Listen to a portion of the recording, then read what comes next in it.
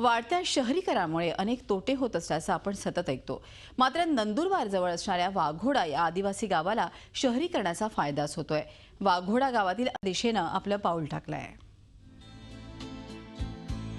नंदुरबार शहरापासून अवघ्या 3 किलोमीटर अंतरावर असणारं हे वाघोडा गाव।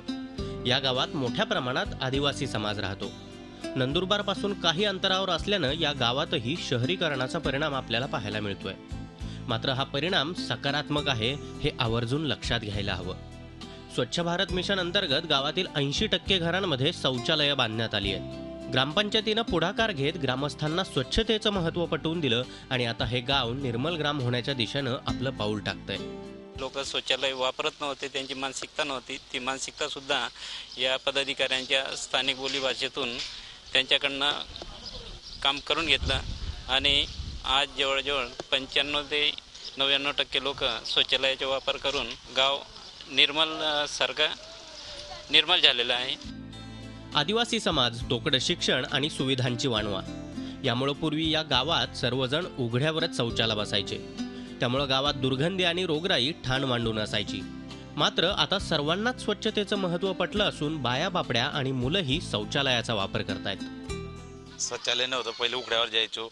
आता शासनाच्या जवळजवळ 95% योजना शौचालय बांधल्या गेले म्हणून आज ती समस्या मिटली। आमच्या आया बहिण्या सुद्धा उघड्यावर जायचे, ते पण आता मिटलेलं आहे। शौचालय बांधल्यामुळे आम्हाला जी बाहेर जाण्याची तकलीफ होत होती ती आम्हाला आता मिटली आहे आणि आमच्या मुलाबाळांना पण तकलीफ जी होत होती ती पण त्यांना सवय आम्ही लावून देतोय।